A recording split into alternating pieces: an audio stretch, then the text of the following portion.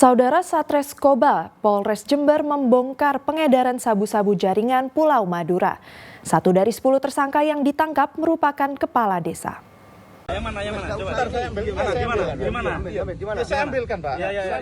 Seorang pengedar sabu-sabu berinisial HS diringkus polisi yang sedang berada di pinggir jalan. Polisi terpaksa bertindak tegas karena berupaya kabur. Pelaku akhirnya pasrah setelah polisi menemukan beberapa paket kecil sabu-sabu siap jual.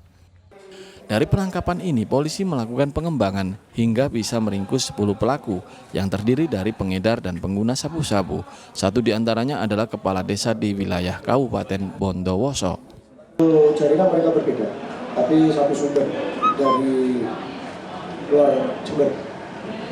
Ada beberapa jaringan yang kita angkat, ada 3 titik jaringan yang berbeda, namun sumbernya dari luar kabupaten kita. Ya, salah satu terduga tersangka itu memang salah satunya adalah perangkat desa. Dan kebetulan yang disampaikan oleh Pak Kapolres tadi sudah kita limpahkan ke Polres Bondowoso karena waktu sebelumnya di Bondowoso. Meski ditangkap di tempat berbeda, namun seluruh barang bukti yang didapatkan dari para pelaku diketahui berasal dari satu sumber atau pemasok yang hingga kini masih diburu polisi. Tommy Iskandar melaporkan dari Jember.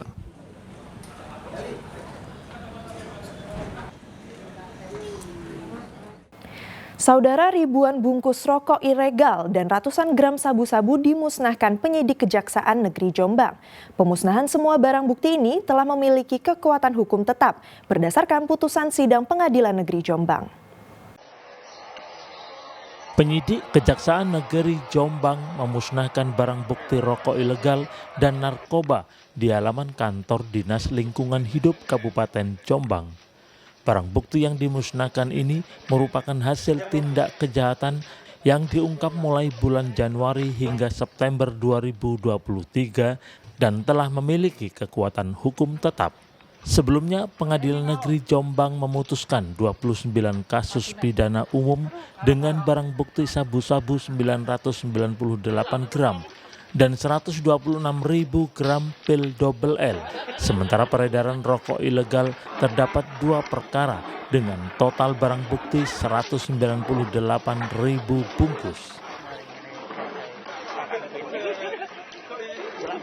Ini pemusnahan barang bukti yang telah mempunyai kekuatan hukum tetap dari perkara tindak pidana umum maupun tindak pidana khusus yang terdiri dari 229 perkara bidum jenis sabu-sabu, pil double L, ganja kering dan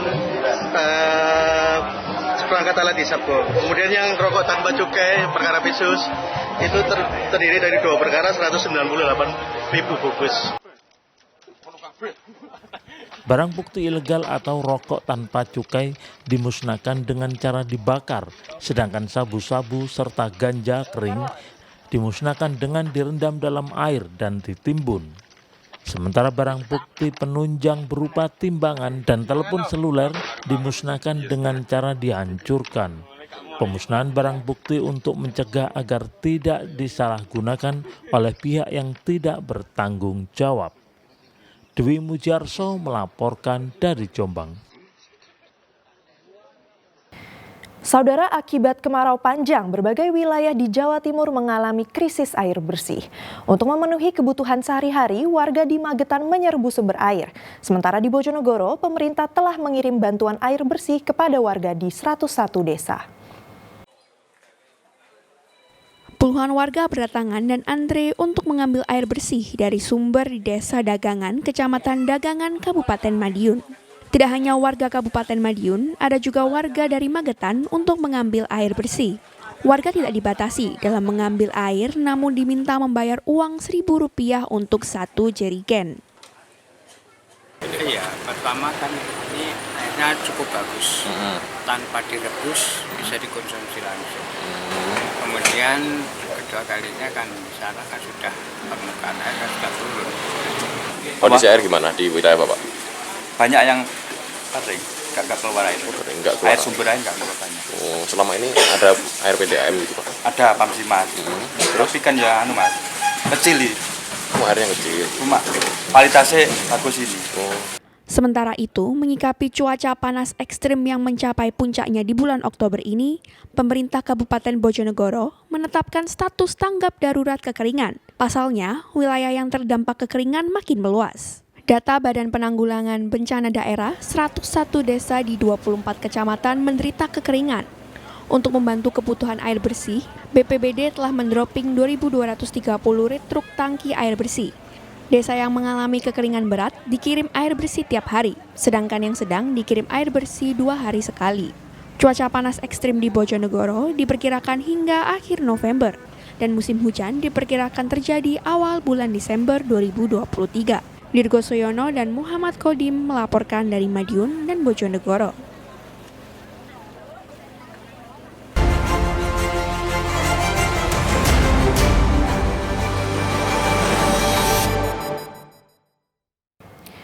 Saudara, tim redaksi merangkum sejumlah berita dalam sepekan yang menyita perhatian publik di Jawa Timur. Di antaranya 4 hari hilang di laut, 2 nelayan ditemukan selamat, hingga 3 orang sekeluarga tewas usai minibus yang ditumpanginya tertabrak kereta api. Selengkapnya dalam Surabaya Sepekan. 4 hari hilang di laut, 2 nelayan di Jember ditemukan selamat. Proses evakuasi berlangsung dramatis sebab kedua korban yang sempat terapung-apung di laut ditemukan terdampar di sebuah pulau dengan kondisi lemah. 2 korban yakni Ebit Jeffrian dan Agustik warga Kecamatan Puger dilaporkan hilang usai perahu mereka terbalik di gulung ombak di sekitar Teluk Kandangan tak jauh dari Pulau Nusa Barong. Setelah dievakuasi ke pantai, keduanya langsung dibawa ke rumah sakit terdekat untuk mendapatkan perawatan lebih lanjut.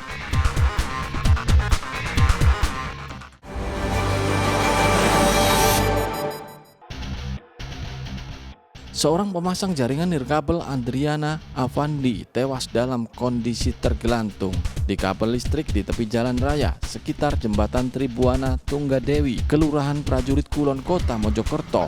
Awalnya korban bersama 3 rekannya melakukan pemasangan jaringan nirkabel di salah satu rumah warga.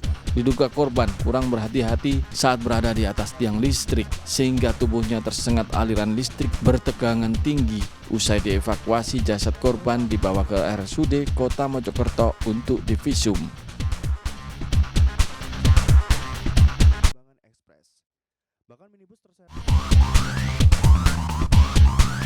Sebuah minibus tertabrak kereta api Blambangan Express di perlintasan kereta tanpa palang pintu di Lamongan. Akibat kejadian ini 3 orang sekeluarga tewas ketika di lokasi kejadian. Mereka adalah pengemudi mobil Rofik serta 2 penumpang, Savelia dan Tasmiati. Kecelakaan bermula saat mobil yang ditumpangi korban melaju melewati perlintasan kereta api tanpa palang pintu maupun penjaga di Desa Surabayan, Kecamatan Suko dari Lamongan. Diduga pengemudinya kurang waspada sehingga tabrakan tak terhindarkan. Kerasnya benturan menyebabkan mobil ringsek dan terseret 150 meter dari lokasi kejadian.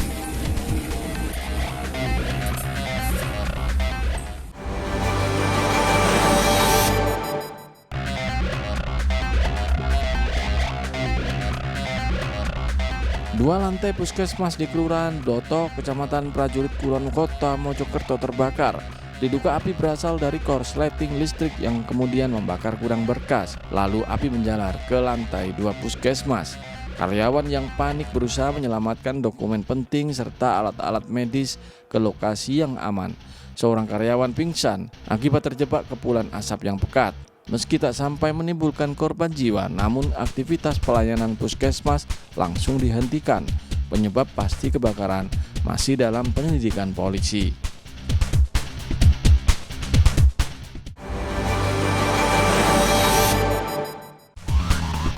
Dalam 2 bulan terakhir, sekitar 49 balita di Kabupaten Malang, sekitar 49 balita di Kabupaten Jombang dirawat di RSUD Jombang karena menderita dehidrasi atau kekurangan cairan akibat diare dan flu berat. Para pasien ini berasal dari rujukan puskesmas atau rumah sakit swasta di Jombang.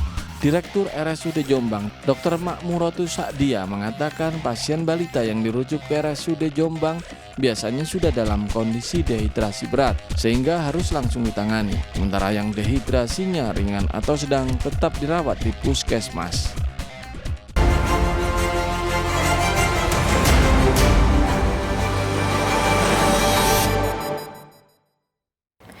Diduga karena harga pakan mahal, harga daging ayam melonjak. Informasi selengkapnya usai pariwara berikut ini.